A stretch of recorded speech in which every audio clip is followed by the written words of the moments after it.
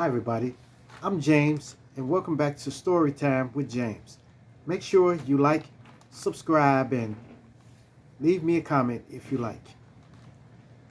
All right, this one is called Sweet Tone. Yes, yes, yes. Yes.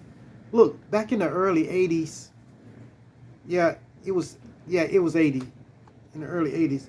I knew this guy named Tone, you know. Now, Tone was a local DJ, you know. He was a local DJ on the south side of okay? Chicago, that is. Yes. Uh-oh.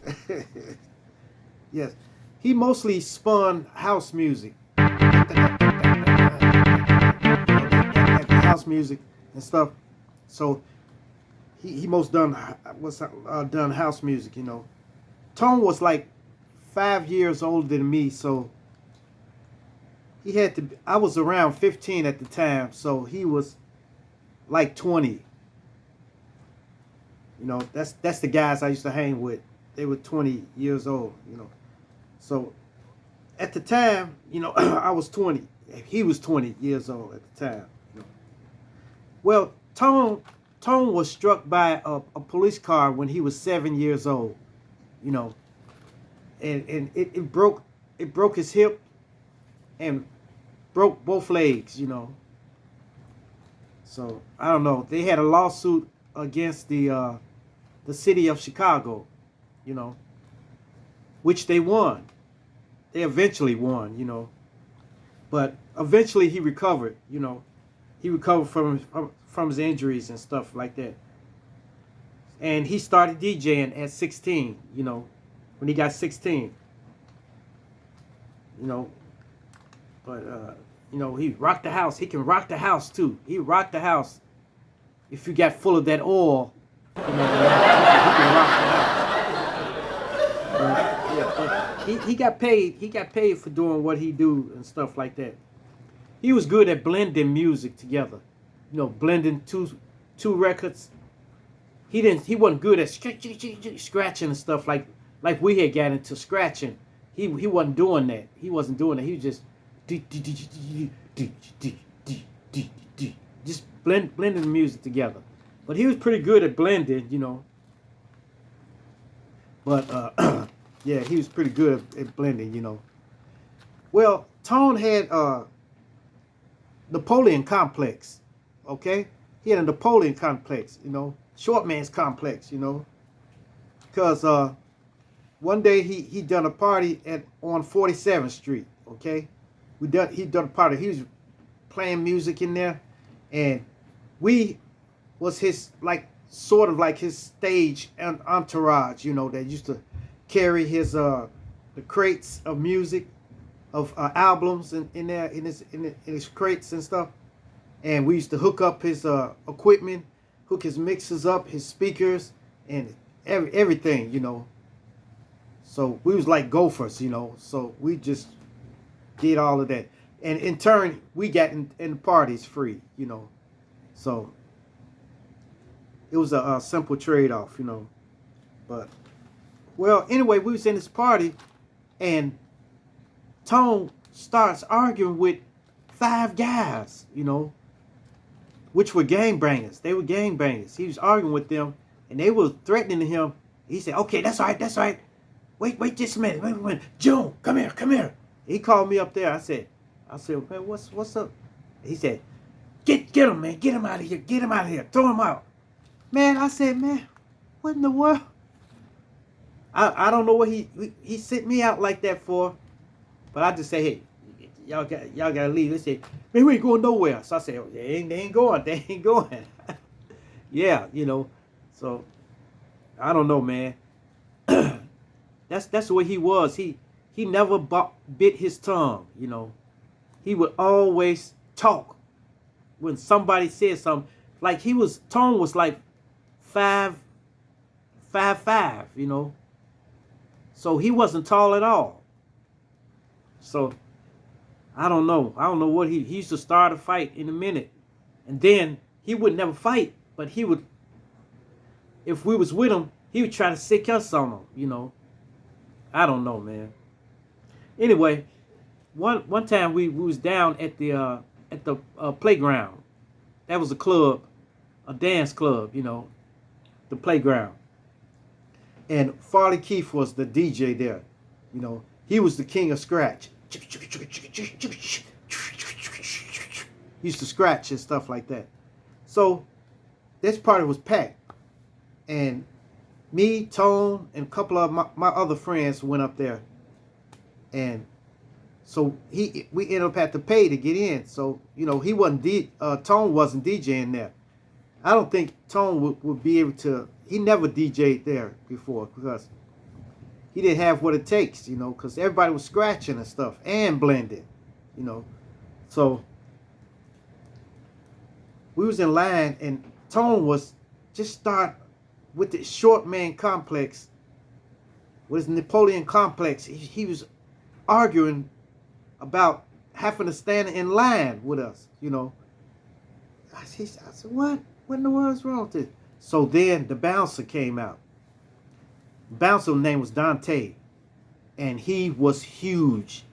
Huge. He was a huge black guy. I'm telling you. He came out and said, hey man, chill out with that noise, all right? Now stop. Now get in line with everybody. Then you get in, you get inside. And he started arguing with Dante. So I'm like, man, he on his own now. He on his own now. Man, Dante grabbed his head with his hat, his hair with his hat, picked him off his feet, and threw him all the way by the parked cars. And I said, well, that's it for you. So he left then. But it was crazy, man. But anyway, we didn't see Tone for like 3 months after that. When we did see him, he had a brand new watch, a Rolex, a Rolex, but everything else was dusty. Still the same clothes he used to wear. So I said, man, what you doing with a Rolex, man? He said, oh man, you never get one of these, get one of these, I said, what in the world? Then he pulled a knot of money out of his pocket. So come to find out, they got the settlement. See, he couldn't get the settlement because his mother had died, his grandmother had died, and I think his father was never in the picture. But they were the ones who put the lawsuit in. So they had died, so Tone was able to collect the money. So they got their lawsuit, So I don't know, man. But he didn't want to spend his money. He didn't want to get a place, a house or nothing like that. He wanted to stay like he was, wearing bell bottoms and stuff like that, and torn t-shirts and stuff like that. I said, man, what is wrong? But he got that Rolex and had a chain on, So he spent big money. So me and my other partner who used to DJ too. Well, he was too young at the time, but he was trying to DJ just like I was. So we went searching for Tone and found out where he lived at. So we came to his house, which was an abandoned building. The whole building was abandoned. So we went up to the third floor, and he was up there on the third floor, an abandoned apartment. No lights, no water, no nothing. No gas, nothing.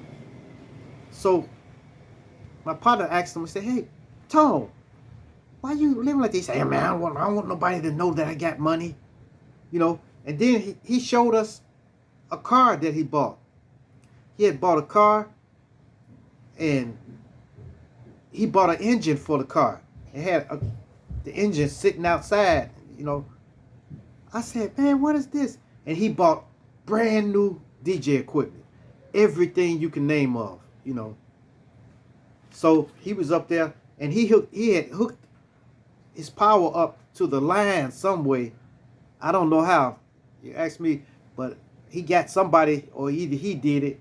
He hooked it up to some power cable, up to the you know, that the power thing. He hooked it up to either the apartments that was next door to them or something like that. But he had it going on. So he had just that outlet to hook his equipment up to. So we sat up there for a minute, but it just got a little bad in there, man. There's flies flying around and everything like that. So I got on out of there. So we got on out of there, and then one day I was we was getting ready to go to a party, you know. So I was sitting there and I was watching the news. I don't know why. I was watching the news, sitting there watching the news, and then on the television there was Tone. They had a picture of Tone up there. And I said, what's going on? Come to find out, somebody broke in to his house. They got him and tied his arms up and everything like that because they wanted to get his money, you know. And they just unalived him, you know. And I couldn't believe that, you know. So we didn't go to the party after that. After we found that out, we were just like, man, who could have done this to him? Until this day, I don't think nobody found out. Nobody found out. But Tone was a good guy. Tone was I've got my rhythm from Tone, you know. He taught me how for timing, to keep things on timing, you know, like albums and stuff like that. But that spilled back to when I was doing my albums, my rap albums. That's where I got my ability to get things on time, you know, to keep bars on time and everything like that. Yep. Well, R.I.P. Tone. You was a crazy guy, man. All right, you guys. Make sure you like, subscribe, and leave me a comment if you like. And hit that bell notification. Hit that bell notification so that you know every time I drop another video. And share. Share my videos with your family. Share my videos with your friends. Share my videos with your loved ones. And even share it with your enemies.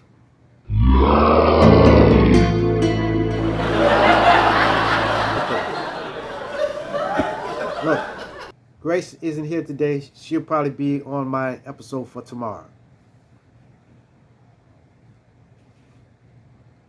All right. Peace. Adios. Salamat.